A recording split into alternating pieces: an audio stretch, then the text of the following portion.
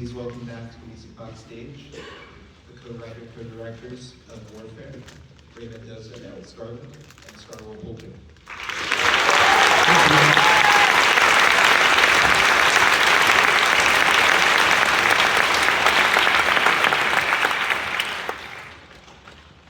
So, in starting to talk about this film, first, Ray, of course, to turn to you, this is the culmination of many years of working on sets as a military consultant, including on Civil War with Alex.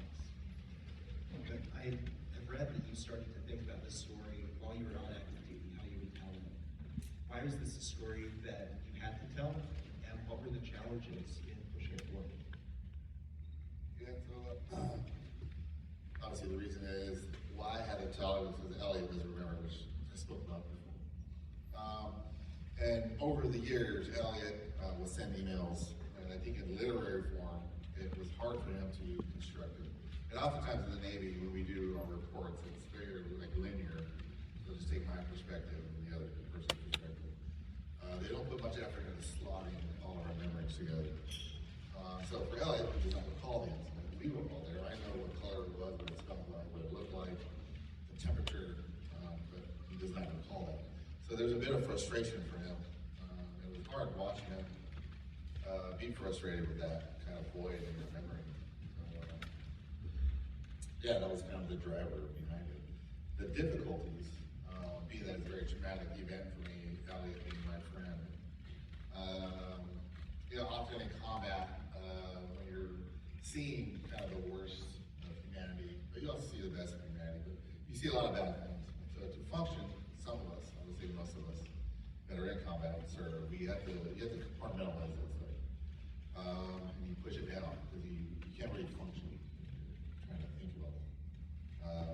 By function, I mean you're having to make decisions that require a lot of factors in the business. That's kind of what I call adaptation at speed. So then another incident happens, and you create another compartment, and before you know it, it's just this iron core that you're harnessing all these memories in. So for me to go down this path, I was going to crack that open. And I had to really ask myself if I was ready to go down that, which requires therapy, emotionally being ready, having the support system there. And one of that first steps is reaching out and talking to all my friends that were there and seeing how they felt about it. Because I was going to need their support. I was going to need a lot of people's support for that. And the next phase of that was the trust with Alex, which we'll get into later.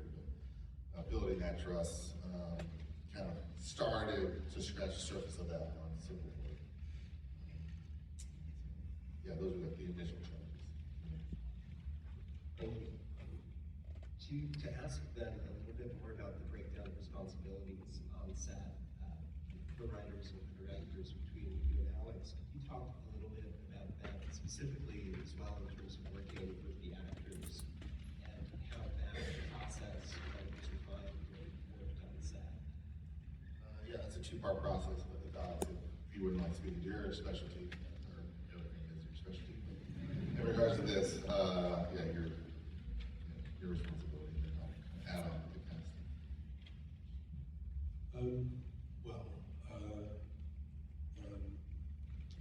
It's a little bit difficult to kind of divide everything up because not just with directors, but with everybody, actors and crew members, at least working on the films that I've worked on in my life, I understand that auteur theory exists, I understand its principles, I get all of that, but it's not my working life, it's not my experience filmmaking. My filmmaking experience is that it's a conversation, it's a dialogue where you are sort of learning from each other and calling on each other's skill sets and moving towards a kind of agreed end goal. But in that respect, this was like other films. But there was one super clear delineation in my mind when it came to the process. One was in terms of the writing. I don't know if people in the room are familiar with the dogma film movement, but there was a kind of dogma-like principle to this film, which is that I was not allowed to invent anything. Nobody was allowed to give a note. Nothing could appear in the script or in the film that wasn't sourced exclusively from someone that was there. And it was a very, very simple rule. What it meant was that as a writer, a lot of my job was listening. It was just listening to Ray, and then interviewing other people that were involved in this incident, and then collating it into the structure of what we call a screenplay. But it was not like writing in a sort of traditional sense from my point of view. So that was one clear delineation, is I wasn't inventing anything. I was just trying to learn as much as possible from Ray. The second thing was when it came to actors.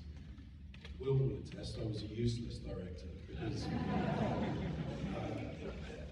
there was nothing I could contribute to an actor. If an actor had a question, what would be the point of asking me? Ray was there, I wasn't there.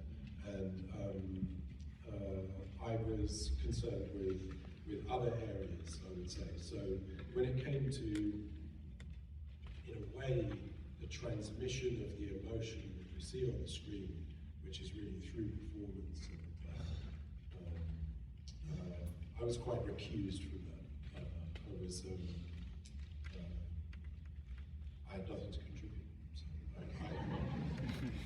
I observed and then did my best to record, I suppose. Yeah, well, I'll brag for Alex.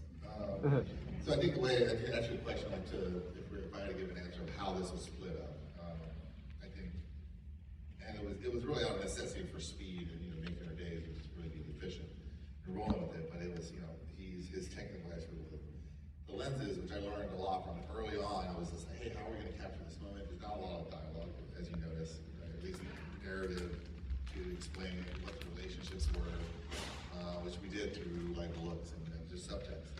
And so he helped tremendously with that. And for me, I was essentially had to track like everyone's arcs. There's a lot of people in there. These are all my friends, and so it was super important for me to represent what they did. So that's a special moment. And I only have one chance to do this, and I wanted to make sure that how they felt, the actions that they did were represented. Yeah, that was essentially just me trying to track that all those guys to make sure they started at a certain point and ended at a certain point. Thank you. And Will, from your perspective as well, I mean, you're an absolute force in this film, and it's wonderful to see you on screen in this way.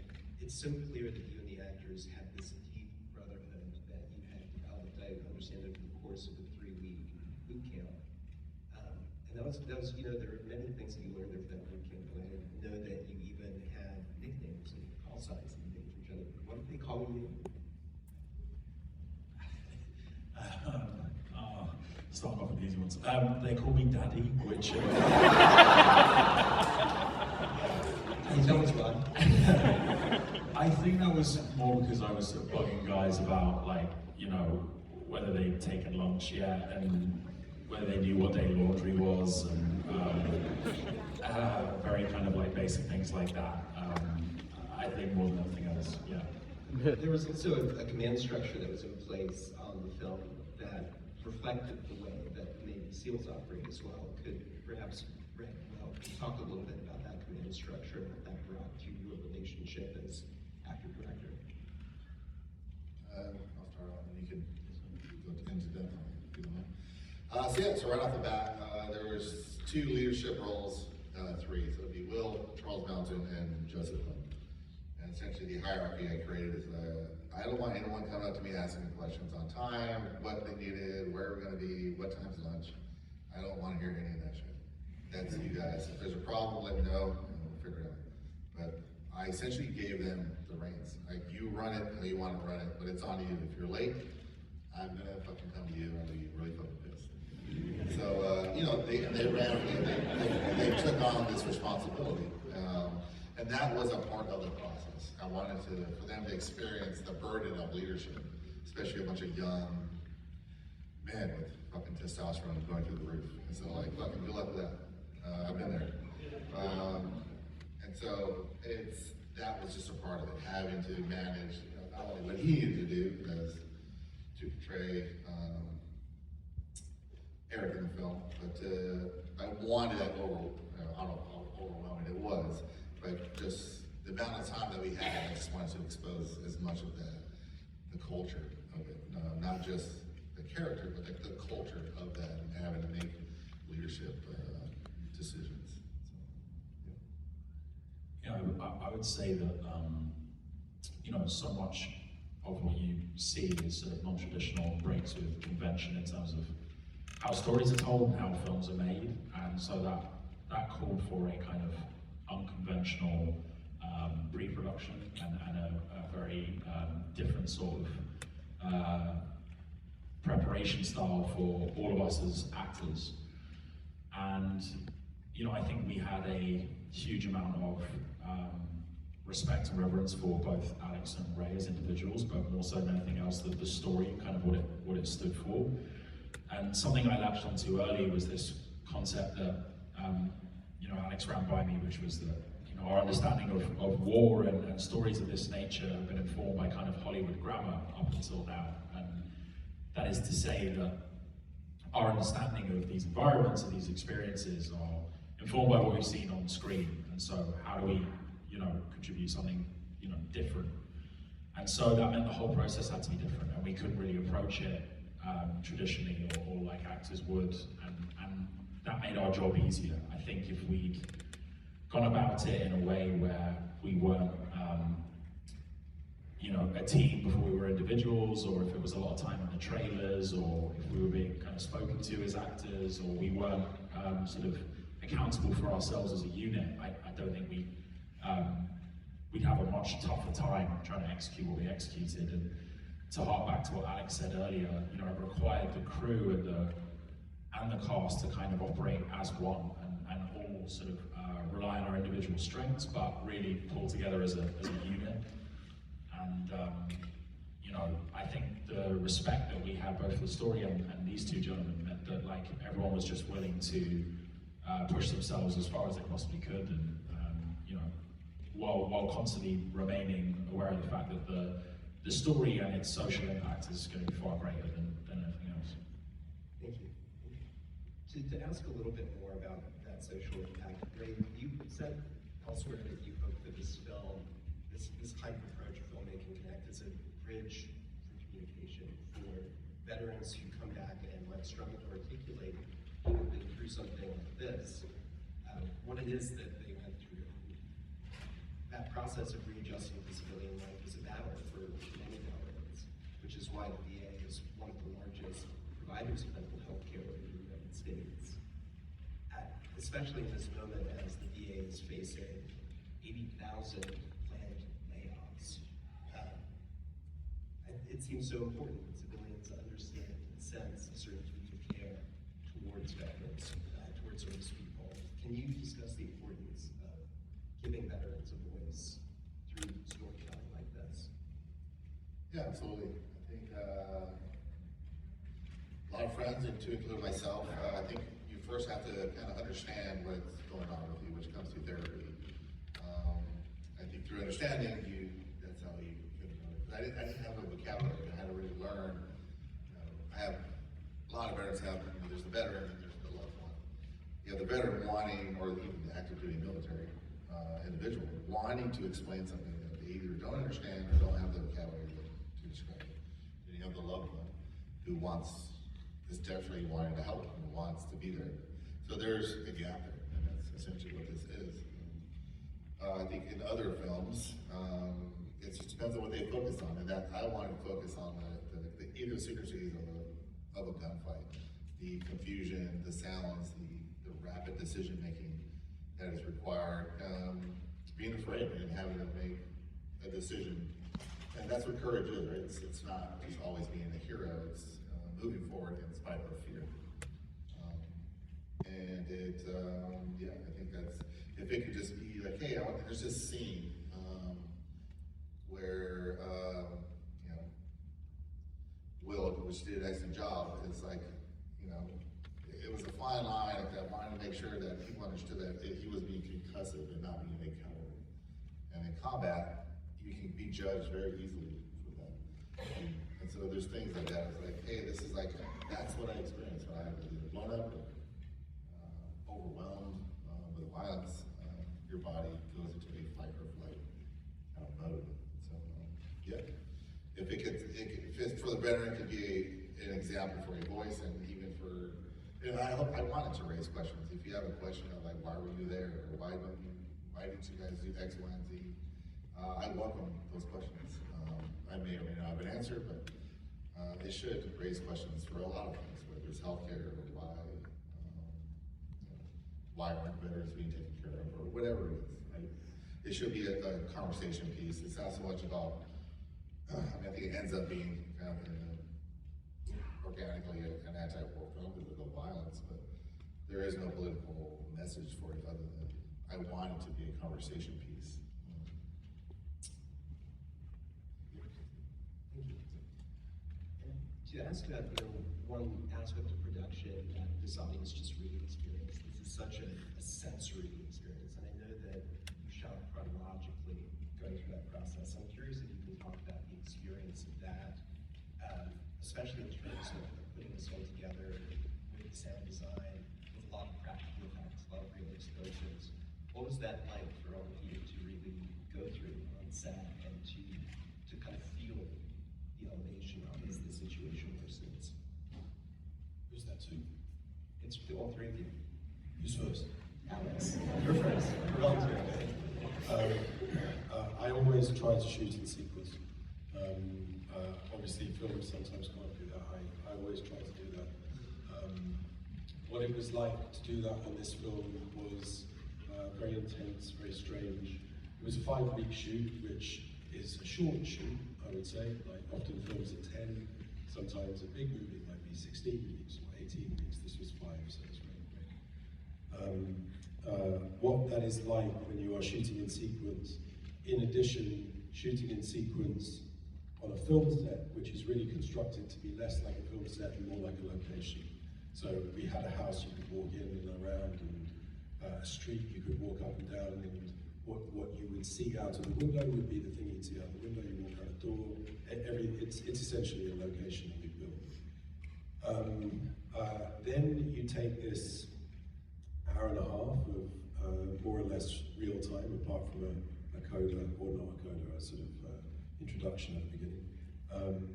And you elongate it for 5 weeks. That becomes like living the thing in some strange way for 5 weeks. So a sequence that takes half an hour with blood and screaming inside a hallway lasts a week. That's a pretty heavy week. And I would invite everybody in the room to imagine something on Ray's behalf and also on the actor's behalf, which is that while Cosmo Jarvis was lying down with a very convincing prosthetic of brutally mangled legs and sticky fake blood everywhere, Elliot, who he is playing, is 10 feet away watching, while Joe Quinn is lying in the same state. Joe Hildebrand is 10 feet away watching, while DeFaro is doing his scenes. Ray is there watching, while Charles Melton is doing his thing. Some of the guys are let out because they're still serving, so we don't say their names or anything. But put yourself in that space, and then add to that the crew. I've never seen a crew with more heartfelt conviction and working so hard to get it right. We all felt we owed it to Ray, we all felt we owed it to Elliot and Joe, and all of these guys, and it was an extraordinary, intense, powerful, often very, very moving, I have to say, very moving experience for all of us. All of us three, I saw it, and all the others. I saw that too. I'd seen like grips and tears and stuff like that. It was heavy. It was meaningful too. I can follow that. No, but there isn't anything else to say. Well said. And so I would love to open the floor up to some audience questions at this point, if there are any. I see one right here. There might be micros, but we're not sure. Oh, it's over. Okay, great. Oh, thank you. It is on. So my question is, at the beginning of the movie, they enter this house. Why that particular house? Because you liked the way it looked? Did it have strategic significance? Because it sets everything in motion, is that house with the civilians inside. I did not like the way the house looked. No, it actually wasn't our first choice. Typically when we go out, not to make too many tactics here, but you know, we do what we call like a map study, so that it's just an overhead imagery. And essentially what we were doing there is overseeing, there's some Marines that were pushing through that sector. And so our job was essentially strategically set up so that essentially create a corridor for them to move through. It looked great from the sky, but once we got there on the ground and we looked around our initial house, it didn't provide the avenues that we needed. And so we flexed to another house. And that's all it was. It wasn't, it was just based off of necessity, strategic importance. Can you explain why there was like a hyper focus on keeping track of gear, even to the point where it was putting people into tough situations? Keeping track of what, I'm sorry? Gear, like the hammer, like weapons. Yeah, some of those are sensitive items. They have electronics, like crypto, things, explosives, guys that have grenades on their kit and whatnot. So it's just things you can't just leave there. Can I add something to that? Because both these questions actually are in a way exactly the kinds of questions that are great to ask. Who asked that family about whether these guys can or nobody? You're seeing necessity at play. But that thing about the focus on gear, in the interview we had about that, the guy responsible for that decision said he's haunted by that decision because he did it in a kind of automatic way, but he put everyone, including himself, but the people he pulled out with him, into extreme danger while doing that. So it's a fascinating question. Why do it? Well, because there are layers of events happening. And one of them is a kind of generalized sense of responsibility, a generalized sense of training. We don't leave kit that might contain special things out on the street, but also probably anxiety, adrenaline, confusion. And if he'd stopped to think, he feels later, he would have said, actually, we're not going to do that. So he feels haunted by it, and that's part of the answer. And that's part of the truth of this film. I think that one of the things that Ray and the guys, everybody we talked to, did was speak so honestly. Honestly about mistakes. I have noticed as a civilian the way in which military, but in particular special forces, so in my country that would be the SAS, and here it would be SEALs and Delta Force, and mythologized. They're mythologized by the media and by cinema and by comic books and video games and you name it. They're mythologized by themselves to an extent. And they're young men. They're really very young men who are under enormous stress and enormous pressure. And I think that one of the things that Ray and everyone did was allow us to see past the mythologizing in a way that was another part of the layers of courage and truthfulness that exist in us. If I can also just add something on behalf of the acting department on that subject. You know, I think that one particular moment in the film where we receive contact, the grenade enters the room, we return fire, and then we're tasked with sort of collapsing to the lower deck of the building. Certain instincts within us as actors kicked in, and it was to do one of two things. It was to panic and play the emotion of the moment, or it was to try and look really slick and really professional and, dare I say it, cool. And those two instincts were informed by pre-existing depictions of these environments. And we had, despite the brilliant training we'd received, we had, on a subconscious level, absorbed the kind of glorification and romanticized sort of representations of war and of the service people who find themselves in that environment. And we all needed a reminder in a very difficult, tense, pivotal moment of the movie to return back to our training and not fall prey to that kind of trap. And it was a very interesting kind of moment on the learning curve for us as actors doing this film. We've got one right over here. The sound design on this is incredible, and I guess this is more for you, Ray. As a viewer, it was very it's intense. There are sounds that seem otherworldly. Do you feel like that accurately represents kind of emotions that you're feeling, the sounds that you're hearing, and watching this, do you feel like the sound has been done justice? Yes, because we did it. So, no, but I think to your question, for the ID, that's a very abstract interpretation of that. It's almost like, how do you, through sound, interpret what confusion is? Because in reality, I was blacking in and out, right? And so how do you convey that? Other if I were just to do these jump cuts, you would be like, oh, we're jumping through time, but that wasn't this kind of film. And so I had to, we went through. I mean, when you get blown up like that, you don't hear anything.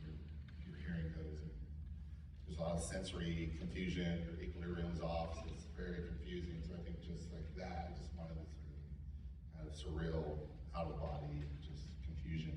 In regards to some of the other, the bullet impacts, and I think if you were to watch this again, now what I'm about to tell you is every bullet, whether it's a snap or a thump or a whiz, had a purpose, and that was for the veteran to connect, and like we talked before, to say that's what I experienced.